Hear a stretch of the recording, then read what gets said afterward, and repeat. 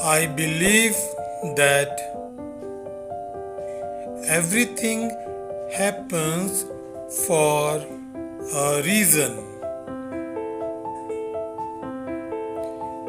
People change so that you can learn to let go. Things go wrong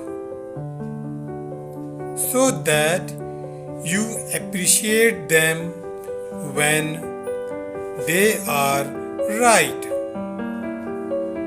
You believe lies, so you eventually learn to trust no one but yourself.